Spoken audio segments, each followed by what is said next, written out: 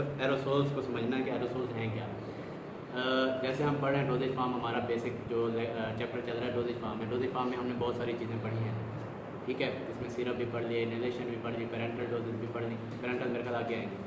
तो आज हमने एरोसोल पढ़ना है, इसके बाद हमने इनहेलेशन पढ़ना है। तो एरोसोल जो है वो कहता है जी aerosols are not dosage form but the dosage system, यानी एरोसोल जो है वो डोजेज फार्म नहीं है, डोजेज सिस्टम पूरा एक सिस्टम है। वो क्यों है वो आगे जाके आपको बताते हैं। Mostly use to treat respiratory tract infection. Respiratory tract infection का पता है ना, बोलो। हाँ, निज़ाम तनफ़ुस का जो इन्फेक्शन है जिसमें आपका दमा है, आपकी खांसी है, आपकी बाकी चीज़ें आती हैं। आगे सर आगे। अच्छा, तो उसने एग्जाम्पल में भी दमा लिखा है, ठीक है। तो ये जो एरोसोल्स होते हैं ना, ये दमा के लिए इस्तेमाल होते हैं। बेसिकली ये देखें, आप इसको देख लें, ये है। इसका जो मेन फ़ायदा है वो ये है कि एक तो आप इसको मुँह में डालते हैं, इसकी जो डोज़ है वो थोड़ी होती है। आपने ये जैसे ही आप इसको मुँह में डालते हो, स्प्रे करते हो ना, चूँकि हमने तो मेडिकल स्टोर से उठाया, इसको हमने स्प्रे तो नहीं करना, लेकिन जैसे ही आप मुँह में यहाँ सामने रख के स्प्रे करते हो, या जो आपका फिजिशियन है जो आपको बताता है कि आपने ऐसे यूज़ करना है, ठीक है। तो उसका क्या होता है कि थोड़ी डोज होती है, डायरेक्ट मुंह में जाती है, वहाँ से असर करती है आपकी, जैसे मुंह से सांस लेते हैं आप, तो आपकी सांस की नालियों में जाती है, उसकी डायलेशन कर देती है। उसको हम कहते हैं वेजो डायलेशन, यानी आपकी सांस की नालियाँ जो सिकुड़ी होती हैं या तंग होती हैं ड्यू टू फ्लैगम, जो आपका बलगम है, उसकी वजह से अगर तंग हैं, उसकी प्रोडक्शन की वजह से, तो फिर वो थोड़ी खुल जाती है, आपका सांस लेना ईजी हो जाता है। जब आप सांस इसकी जो डोज़ है वो थोड़ी होती है, लेकिन वो मिस्ट टाइप की होती है। मिस्ट कहते हैं पानी के छोटे छोटे छोटे ज़रात होते हैं, देखें पानी जैसे बुखारात बनते हैं छोटे छोटे, जैसे धुंध पड़ती है, हम जा रहे होते हैं तो हमारी आंखों में वो छोटे छोटे ज़रात, वो मिस्ट कहलाते हैं, MIST। तो ये इसके मिस्ट बन जाते हैं जो आपके मुंह में जाके फिर वो इफेक्ट करते हैं, और ये थोड़ा फास्ट होता है। फिर हम इसको आगे पढ़ते हैं तो ये समझते हैं साथ। अच्छा जी, तो हम पढ़ रहे थे कि भाई इसको दमा के लिए इस्तेमाल किया जाता है। When we press aerosol drug is dispersed in the form of fine droplets. कहते हैं जब हम इसको एरोसोल को इधर देखें, जब हम इसको प्रेस करते हैं ना, यहाँ से प्रेस करेंगे तो जो इसके अंदर दवाई है, जो इसको इसके अंदर दवाई थोड़ी होती है, लेकिन ये जो इसका जो ये चीज़ है, ये आप इसको इंस्ट्रूमेंट कह रहे हैं, ये इतना हैवी होता है कि वो आपकी जो डोज सिलेक्ट की होती है ना आपने, यानी जो आप बनाते हैं, जब आप फैक्ट्री में जाके बनाते हैं, सिलेक्ट करते हैं डोज, वो डोज इसमें जो है होती है वो एक प्रेशर में एक डोज आएगी। जिस तरह हम परफ्यूम वगैरह, बॉडी स्प्रे वगैरह यूज़ करते हैं, वो एक माइन्यूट डोज होती है कि भाई इतना ही जाए, ठीक है। उसको आप दोबारा प्रेस करते हैं, फिर दूसरा जो उसका कह लो कि डोज आती है, ठीक है। तो इसकी डोज इस तरह ही होती है, ठीक है। अच्छा, तो कहते हैं जैसे हम इसको प्रेस करते हैं तो जो ड्रग है वो डिस्पर्स हो जाती है। डिस्पर्स का याद होगा आपको, हमने पढ़ा है कि फैल जाती है।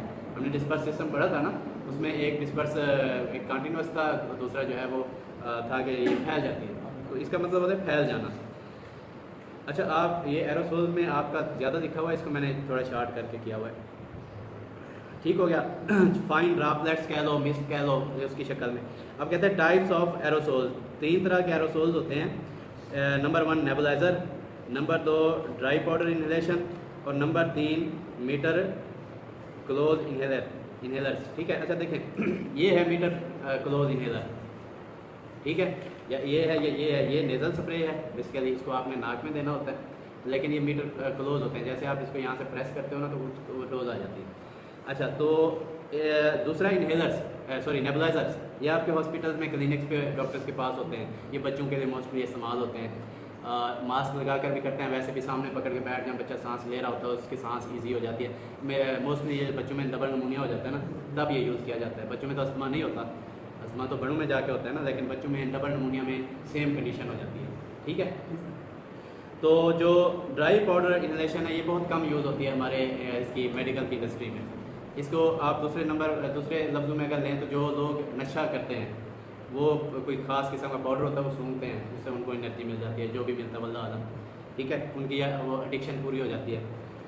तीसरा है मीटर क्लोज इनहेलर, ये वाला, ये सारे जो ज़्यादा इसका इस्तेमाल होता है, क्योंकि एक तो ये पेशेंट खुद कर सकता है, दूसरा ये है कि पेशेंट अपना जो डॉक्टर है वो इसको बताता है, और इसके साथ पेशेंट घर में अगर रात के 12 बजे भी उसको कोई इशू बना, तो जैसे ही एक स्प्रे डालता है, 2 डालता है, 3, उसका सांस खुल जाता है।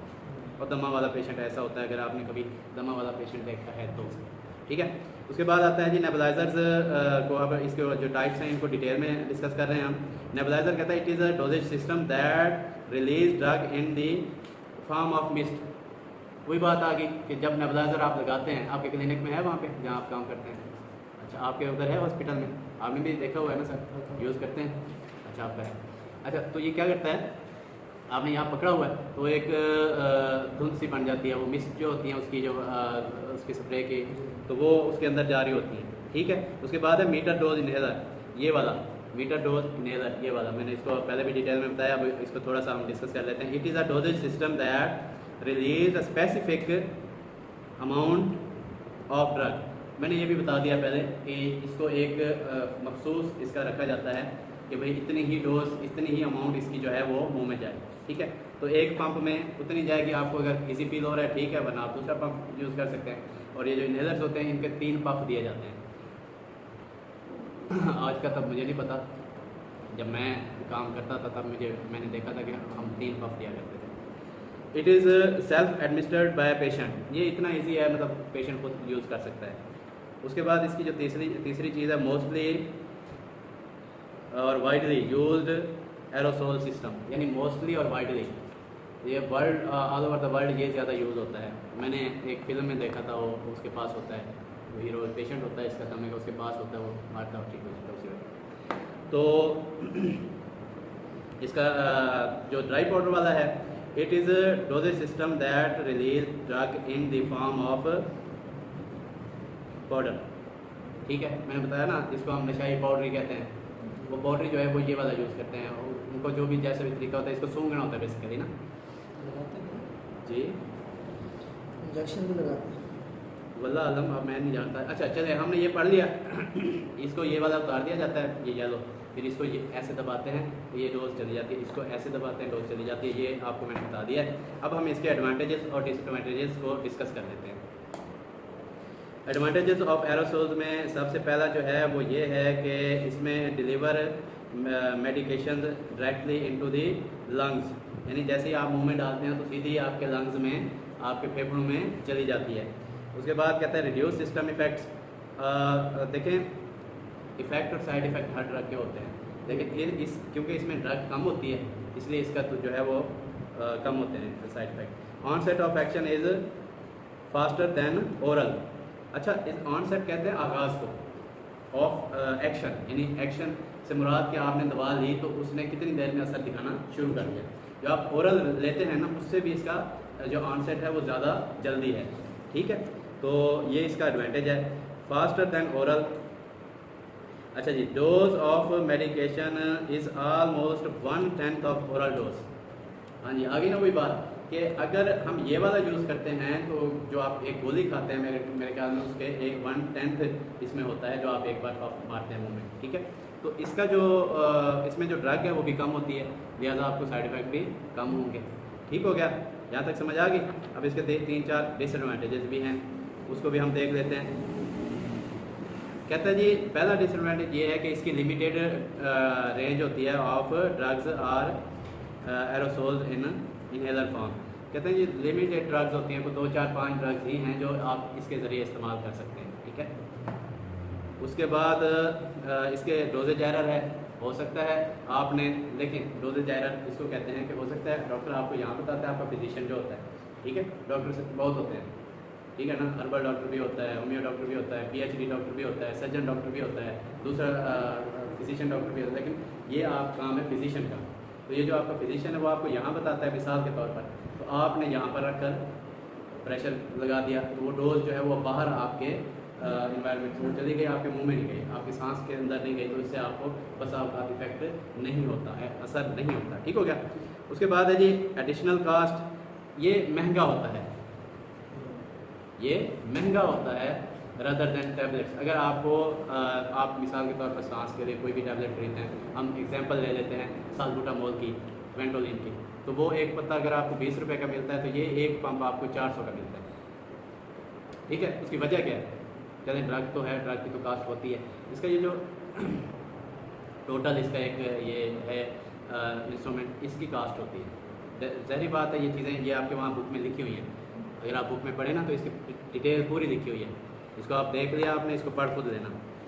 और आखिरी है जी different to deliver high doses, अच्छा डिफ़िकल्ट, सॉरी, ये हाई डोज तो नहीं आ सकती ना इसमें, जब इसमें है 110 फीसा ड्रग का, तो आप तो इसको 3-4 बार भी नहीं लगा सकते, ख़त्म हो जाना इसमें, ठीक है ना। तो ये फिर इसमें ये भी है कि ये हाई डोज आप इससे डिलीवर नहीं कर सकते, ठीक हो गया।